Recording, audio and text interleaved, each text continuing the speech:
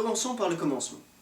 Nous allons vous présenter la société Colibri Cover System, qui est une société de recouvrement de livres.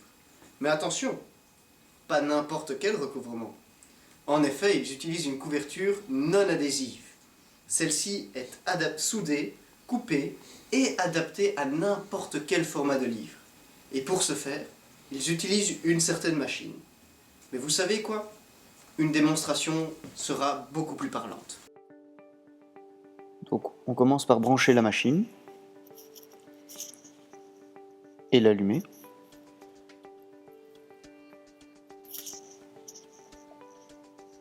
On place ensuite la pochette plastique à plat sur la machine. On glisse ensuite une partie de la couverture du livre dans la pochette. On ajuste et on soude.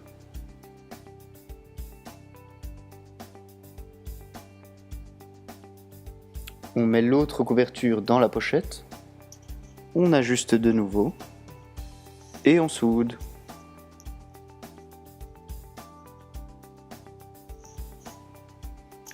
Voilà, quelques secondes pour tout finir.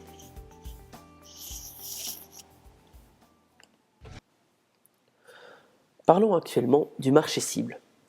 Étant donné que ce produit dépend du mode de fonctionnement du système éducatif de chaque pays, il est important de trouver pour chaque marché la clé d'entrée spécifique.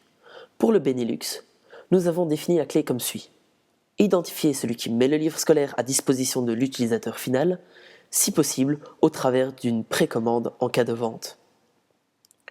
Les cibles prioritaires sont les écoles, vu la clé de marché identifiée précédemment, ce sont les établissements scolaires dans une grande majorité qui vendent ou prêtent les manuels scolaires et qui les mettent à la disposition de l'élève. En deuxième lieu, les librairies, surtout celles spécialisées en livres scolaires et qui en font la précommande pour l'utilisateur final. Troisièmement, les bibliothèques. Bien qu'elles soient réticentes aux produits, elles représentent un fort potentiel de consommation si elles adoptent le système. Et en quatrième position, les papeteries. Quand le produit sera un peu plus connu, Colibri pourra représenter un bon produit de différenciation pour elle. Nous allons maintenant faire une brève analyse grâce à la vue de porteur. Parlons de la force des acheteurs. Celle-ci est très faible. Une fois que le client a acquis la machine, il ne peut utiliser que les couvertures Colibri. De plus, le coût pour changer de fournisseur est prohibitif, puisqu'il doit d'abord amortir l'appareil et ensuite se convaincre de changer d'habitude. La force des fournisseurs est moyenne. Le fournisseur, qui est ici le fabricant, possède le brevet sur tout le produit et peut le changer ou exercer une pression sur les prix qu'il nous sera peut-être difficile de contrer. Mais le marché de niche dans lequel nous nous positionnons nécessite une action soutenue de suivi et de démarche commerciale que le fabricant ne peut assurer sans ses partenaires. La barrière à l'entrée. Celle-ci est forte. La commercialisation du produit Colibri et sa caractéristique de marché de niche demandent une approche directe et concentrée sur ce produit. La difficulté réside aussi dans le fait que le groupe cible idéal soit les écoles. Parlons maintenant des substituts. Les substituts sont faibles, mais il en existe une multitude. Le rouleau adhésif est le principal moyen d'utiliser aujourd'hui pour recouvrir et protéger le livre. On ne peut pas affirmer que les utilisateurs soient vraiment satisfaits et il n'existe à ce jour de réelles alternatives. Parlons ensuite des rivalités des concurrents.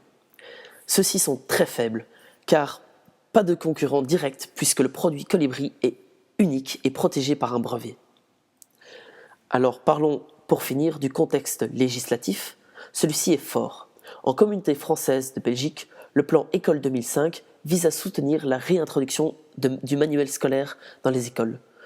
Du fait de la généralisation des photocopies comme manuel, on assiste à une baisse de qualité des supports pédagogiques. C'est pour cela que les autorités de tutelle ont décidé de pousser à la réintroduction plus systématique du manuel scolaire. Sur base de ces éléments, nous pouvons conclure que l'attractivité du marché dans lequel nous voulons exercer notre activité est forte. Parlons maintenant de la supply chain de l'entreprise. Premier point, les fournisseurs. Le fournisseur principal est Colibri Italie, qui est le fabricant de l'appareil et des couvertures. En 2013, l'Italie avait installé 13 500 machines sur le marché et elle a vendu 20 188 000 couvertures cette même année-là. L'entreprise belge a racheté le brevet au créateur en 2008, ce qui lui a permis d'avoir un monopole sur le marché du produit. Parlons maintenant des clients. Il y a en Belgique 550 machines placées sur le marché. En 2014, la société a vendu 41 nouvelles machines et de ce fait, elle a pu fidéliser 41 nouveaux clients. La même année, 166 clients existants ont passé une commande cette même année-là, d'une moyenne de 656 € par commande. Parlons maintenant de la décision stratégique de l'entreprise Colibri. L'entreprise suit la stratégie de niche, qui consiste à se focaliser sur un marché étroit et très spécialisé. La stratégie de Colibri est aussi caractérisée par une contrainte de coût faible ainsi que d'un service très spécialisé et adapté. L'objectif de l'entreprise est d'approcher un segment ciblé, par exemple les écoles, de façon systématique et assertive. Comme la marque Colibri et le produit sont peu connus, l'entreprise veut créer d'abord une certaine notoriété afin d'optimiser le retour de chaque action marketing. Le schéma ci-dessous explique les principales stratégies commerciales Colibri.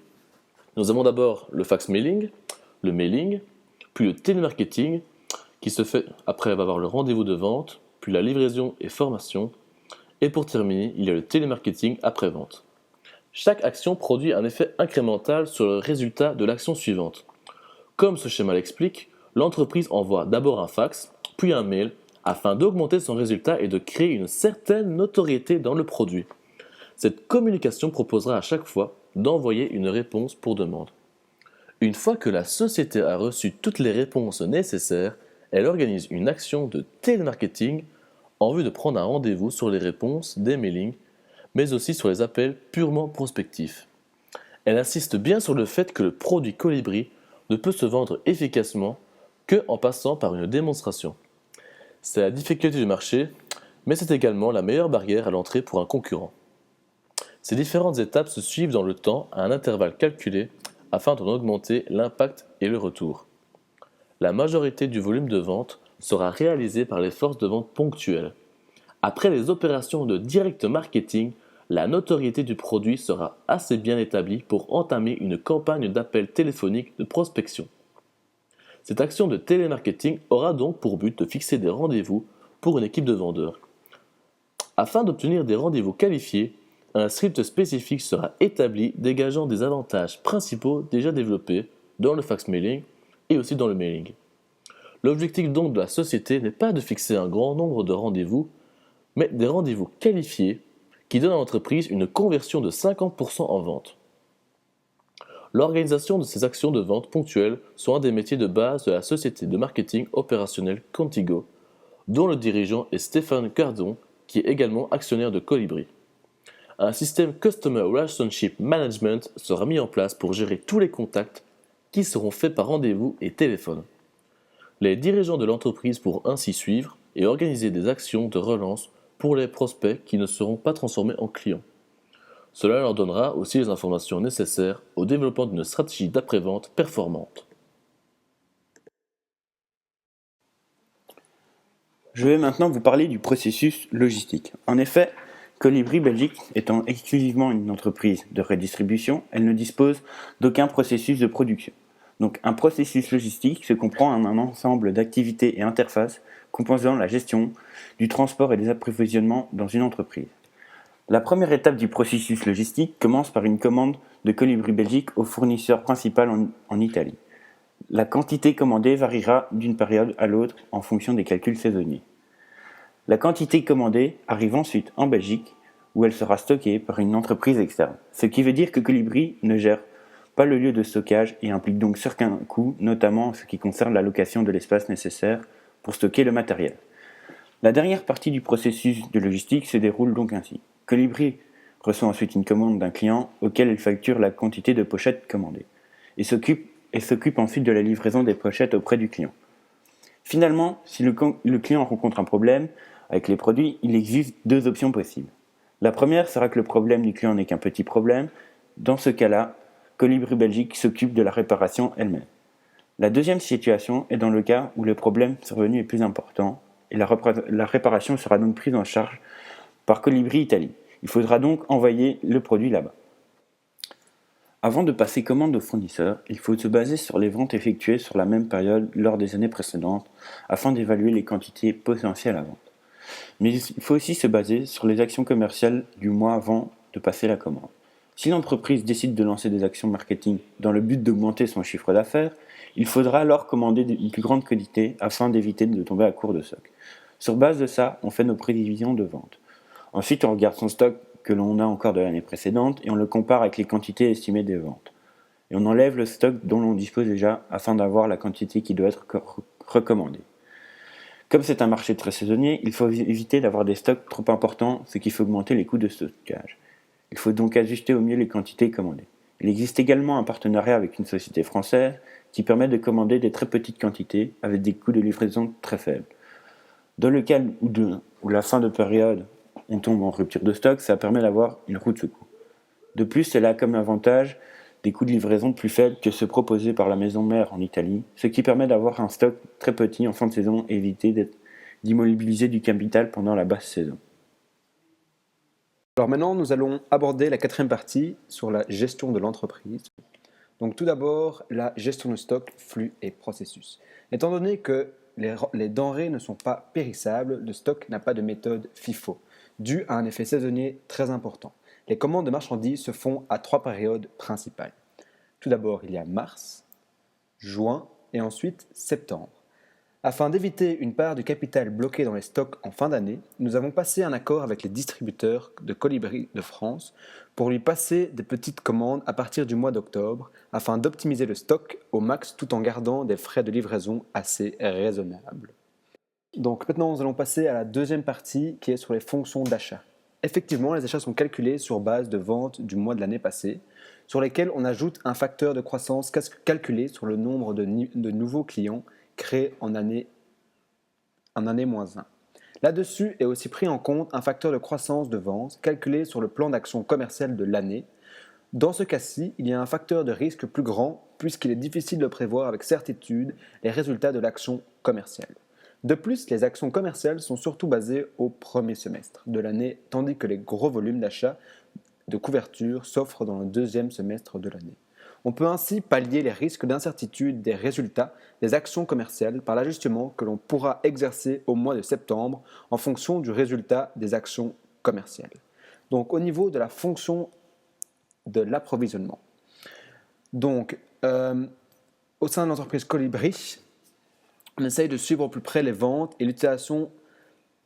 Et pour ce faire, nous utilisons certains outils de calcul de commandes prenant en compte le stock existant, les back orders, les commandes à effectuer et les stocks après la livraison de la première commande. Donc maintenant, au niveau de la fonction des ventes et des différentes méthodes et techniques utilisées pour optimiser celle-ci. Donc Colibri va utiliser différentes techniques pour optimiser ses ventes, plus particulièrement pour attirer de nouveaux clients. Tout d'abord, ils vont utiliser des brochures papier qui vont être couvertes et envoyées directement de Leonardo. Donc le concept va s'agir dans l'acquisition d'un nouveau client avec un coût aussi bas que possible afin d'augmenter la demande globale pour l'année prochaine. Ils vont également utiliser des feuillets spéciaux par mailing pour les libraires. Donc grâce à un partenariat avec le principal éditeur de manuels scolaires en Belgique, nous pouvons louer la base de données de la librairie qui vend les manuels scolaires. Nous leur enverrons les feuillets spéciaux pour la librairie. Donc au sein de cette technique, il y a deux options. Soit nous envoyons l'email avec un bon de commande de Leonardo qu'on peut retrouver en annexe dans le travail, soit nous envoyons l'email avec une demande d'information. Dans ce cas, nous devons envoyer un vendeur sur place pour faire la démo. Une autre technique mise en place par la société Colibri est l'éditeur partenaire. Donc il se base sur un concept d'éditeur avec lequel celui-ci enverra une communication à tous les clients avec l'offre de toute école qui passe une commande de livres à l'éditeur. Elle recevra gratuitement la couverture des livres d'une classe. Donc l'idée est que nous allons vers les écoles pour couvrir les 20 livres et faire une démonstration pour vendre notre produit qui est Colibri. Une autre technique est la publicité dans les magazines pour l'association des parents par exemple. Donc l'idée est une insertion d'une demi-page de messages Colibri pour l'association des parents. Une autre technique mise en place par Colibri est la réorganisation du courrier papier aux clients. Celle-ci se compose de 2 pages avec une lettre et un bon de commande envoyé avant le 18 août pour simuler le réapprovisionnement. Donc à noter encore pour ce point, c'est le fait qu'à l'avenir, ces actions seront distinctes d'un plan d'action mondial pour le colibri Benelux. Pour conclure, l'entreprise Colibri est donc une entreprise qui s'attaque à une niche assez particulière, le recouvrement de livres pour les écoles et les grandes structures littéraires. Avec son modèle facile à utiliser et rapide, l'entreprise se hisse à la tête de ce marché. Son chiffre d'affaires en augmentation chaque année le prouve très bien. De plus, l'entreprise s'appuie sur un système de machines brevetées qui n'est compatible qu'avec les recharges de la même marque, ce qui assure la continuité de l'entreprise à plus long terme. Le siège du fournisseur se trouve en Italie et celui-ci fournit, outre la Belgique et l'Italie, 16 autres pays. Le marché est intéressant et prend de l'importance d'année en année.